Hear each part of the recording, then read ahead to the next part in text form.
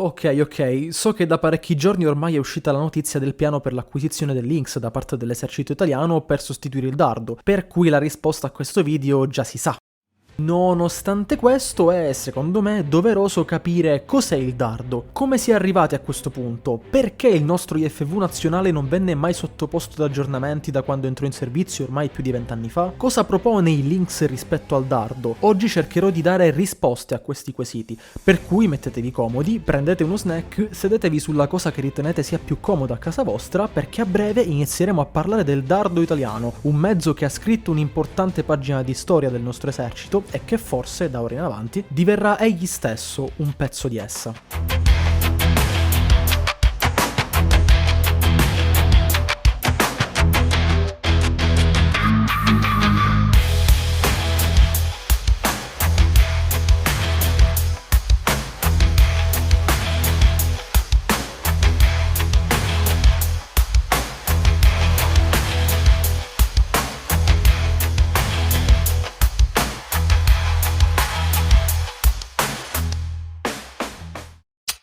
Prima di capire quando e perché siamo arrivati a questo punto, è giusto dire, per chi non lo sapesse, cos'è il dardo. Il mezzo protagonista del video appartiene alla famiglia degli IFV, ovvero di tutti quei veicoli i cui compiti sono il trasporto della fanteria e il suo completo supporto in battaglia. Veicoli della medesima categoria sono anche il Puma tedesco, il CV-90 svedese o la famiglia dei BMP russi. Il dardo è stato un pilastro fondamentale dell'esercito italiano sin dalla sua introduzione nel 1998. Fu progettato dal consorzio Iveco Fiat Toto Melara con l'obiettivo di sostituire l'M113, dei cingolati che negli anni 90 non erano più in grado di far fronte alle esigenze del nostro esercito, non possedendo chissà quale corazza e nemmeno un armamento sufficientemente efficace. Questo però non è solo un video sul dardo, per cui le date importanti da ricordare sono per ora 4. Abbiamo i primi anni 80, periodo in cui si diede il via allo sviluppo del nuovo, per l'epoca, IFV. Successivamente abbiamo il 1992, anno in cui vennero presentati e studiati i primi 3 prototipi. Conseguentemente abbiamo il 1998, anno in cui si avviò la produzione in serie del mezzo, e infine abbiamo il 2002, anno della sua introduzione ufficiale nei ranghi dell'esercito per un totale di 200 unità in servizio. Detto ciò, questo cingolato era effettivamente in grado di supportare a dovere la fanteria? Tenete conto che l'armamento standard dei dardo consiste in un cannoncino a tiro rapido o Oerlikon da 25 mm a doppia alimentazione e da una mitragliatrice coassiale MG 4259 da 7,62. Il mezzo dispone inoltre di una corazza in lega di alluminio con piastre aggiuntive in acciaio per migliorare la protezione dell'equipaggio, mentre il motore, posizionato anteriormente sul lato destro, è un diesel sovralimentato Iveco V6 turbo compresso da 520 cavalli, che consente al veicolo di raggiungere velocità superiori ai 70 km/h con un'autonomia di circa 600 km. Considerando queste caratteristiche e le poche cose che sappiamo riguardo alla sua efficacia in combattimento a causa della segretezza dei rapporti operativi ufficiali al grande pubblico, posso dunque dirvi che la risposta alla domanda fatta in precedenza è sì, il dardo si è rivelato sufficientemente efficace nel suo ruolo se ci basiamo solo sui teatri su cui ha operato. Analizzando infatti la storia moderna del nostro esercito dal 2000 in poi, i nostri IFV non hanno mai dovuto fare i conti con eserciti irregolari in una guerra considerata convenzionale, non dovendo mai affrontare minacce come missili anticarro avanzati, droni bomba, altri IFV o mezzi ancora più pesanti come gli MBT avversari, anche se quest'ultima situazione avviene generalmente di rado. Ma quindi qui sorge un'altra domanda: quali sono le mancanze del dardo rispetto a veicoli dello stesso ruolo ma più moderni? Per cominciare abbiamo il fattore secondo me più importante, ossia la protezione. Il suo scafo e la sua torretta infatti presentavano un livello di protezione adeguato per il periodo in cui sono stati sviluppati e introdotti, ma attualmente con l'uso sempre più frequente di RPG, droni o missili anticarro avanzati spalleggiabili, ormai si ritiene generalmente che la sua corazza da sola non basti più. Come seconda carenza abbiamo inoltre il suo armamento. Il calibro 25 mm è stato ormai superato da molti IFV che nella maggior parte dei casi hanno in dotazione cannoncini da 30 mm o addirittura da 40 mm. Si pensi ad esempio ai già citati CV-90-30 equipaggiati appunto con i 30 mm adottati da paesi come Finlandia, Norvegia e Svizzera, oppure ai Warrior nella versione CSP, acronimo che sta ad indicare Capability Sustainment Program, equipaggiati con i cannoni CTA International da 40 mm. Altri punti dolenti del dardo sono divenuti ad oggi anche i sistemi di comunicazione e tecnologici. analogici. Sebbene infatti nel momento della sua entrata in servizio il nostro veicolo disponesse di tecnologie comunque all'avanguardia per il tempo, ad oggi a distanza di più di 20 anni risultano datate. Per capirci meglio, secondo ciò che sappiamo, la maggior parte dei sistemi e degli strumenti del dardo sono analogici, limitando quindi la velocità e l'efficienza nella trasmissione delle informazioni. Questo sistema non supporta inoltre le comunicazioni digitali ad alta velocità, essenziali per le operazioni moderne. Come se non bastasse, la mancanza di sistemi digitali moderni rende molto più complesso, o non permette proprio, la comunicazione e la cooperazione con sistemi d'arma più recenti, rendendo dunque meno efficiente il veicolo nello svolgimento delle sue operazioni. Come ultimo argomento da trattare, e che rappresenta ormai un problema nel 2025, è il suo peso,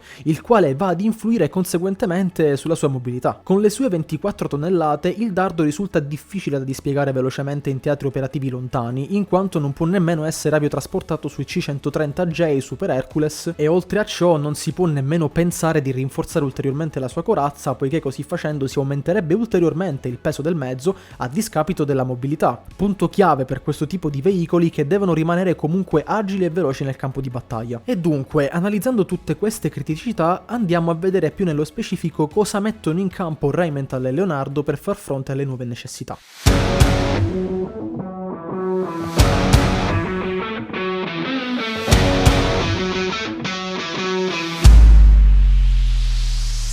Il veicolo che è stato scelto come sostituto del dardo abbiamo detto essere quindi il Lynx, il cui nome completo è KF-41 Lynx. Sebbene sia un mezzo molto recente, la sua ideazione nasce nel lontano 2015, anno in cui la Rheinmetall avviò un programma volto alla progettazione di un cingolato atto a offrire supporto alla fanteria e che avesse una corazza di tipo modulare, adatta quindi ad essere configurata e riconfigurata adattandosi alle esigenze variabili nei moderni campi di battaglia, dando molta enfasi soprattutto alla protezione. Grazie a questa modularità il mezzo sarebbe stato in grado di operare sia come IFV con la possibilità di essere riadattato anche come ambulanza o veicolo da posto comando. Una prima iterazione dell'odierno Lynx fu presentata già un anno dopo, all'Eurosatory del 2016. Il mezzo era stato presentato al pubblico con la denominazione KF-31 ed era leggermente più compatto rispetto al modello KF-41, presentato all'Eurosatory nel 2018. I due modelli di Lynx si differenziavano soprattutto nel peso, in quanto il KF nella versione 41 era pesante ben 44 tonnellate, praticamente il doppio rispetto al dardo, e aveva una capacità di trasporto di 7, 8 o 9 soldati, circa quindi 2 o 3 in più rispetto al nostro attuale IFV. Fatto questo piccolo preambolo, ci avviciniamo alla parte conclusiva del video, in cui vi andrò ad elencare in cosa il Lynx sarà nettamente migliore rispetto al dardo. Iniziamo dunque dall'armamento. Sebbene apparentemente simili, i due cannoni dei veicoli di questo video sono ben distinti, soprattutto nelle prestazioni.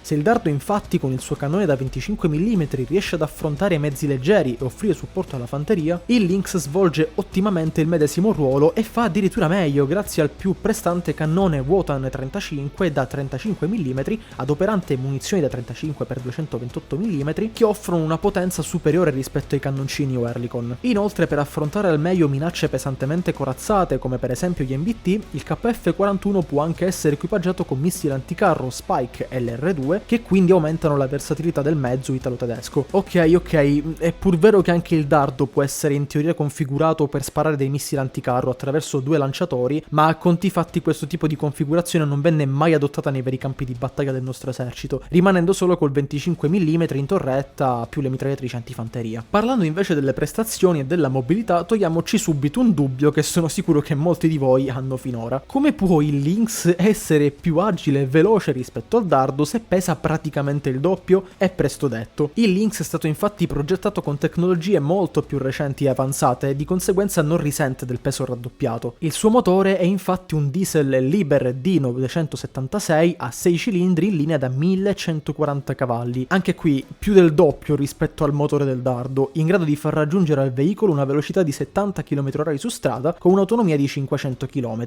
permettendo quindi al Lynx di avere le stesse ottime prestazioni del nostro dardo senza però rinunciare ad un'ottima armatura modulare. Anche in ambito tecnologia non si scherza. Il Il Lynx infatti presenta strumentazione di controllo e comando completamente digitali e non più analogiche. Ciò consente una gestione efficiente delle informazioni e una rapida risposta alle minacce. La sua architettura modulare permette l'integrazione di tecnologie all'avanguardia, garantendo una maggiore interoperabilità e capacità di adattamento alle esigenze operative. Parlando però di economia pura, quanto andrebbero a costare singolarmente questi nuovi Lynx e quanto costavano invece i nostri dardo nel periodo 2002-2004? Ecco, secondo siti come Wikipedia, weaponsystem.net o il sito ufficiale della Rheinmetall, il costo di un singolo Lynx si aggirerebbe sui 10 milioni di euro, mentre per il dardo abbiamo cifre molto più contenute, pari a circa 2 milioni di euro. Nonostante a prima vista sia facile quindi considerare il Lynx un brutto affare, se messo in questa prospettiva, dobbiamo comunque tenere conto innanzitutto dei periodi storici molto differenti con un valore dei soldi altrettanto diverso e come seconda cosa anche l'enorme tecnologia che c'è dietro il KF-41 di nuova concezione. D'altronde, come tutti sanno, il prezzo è direttamente proporzionale alla qualità del prodotto.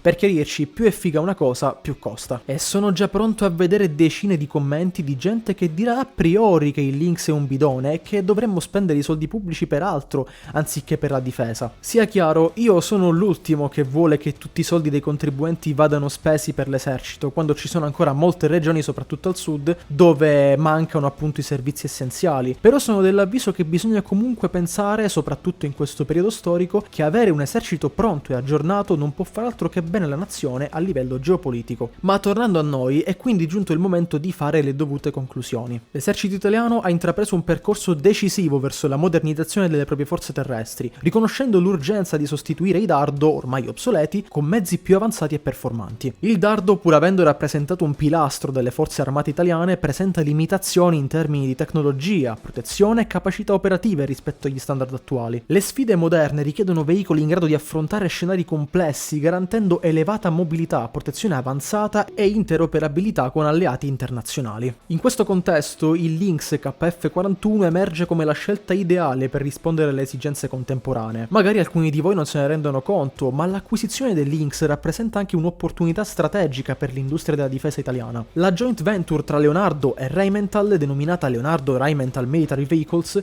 mira infatti a sviluppare una versione del Lynx adattata alle specifiche italiane, promuovendo l'innovazione tecnologica e la crescita economica nel settore. In sintesi, l'adozione del Lynx da parte dell'esercito italiano è una mossa strategica fondamentale per garantire la superiorità operativa delle forze terrestri italiane. La sostituzione dei dardo con il Lynx non solo risponde alle esigenze di modernizzazione, ma rappresenta anche un investimento nel futuro della difesa nazionale, assicurando che l'Italia mantenga comunque una posizione di rilievo nel panorama della sicurezza internazionale.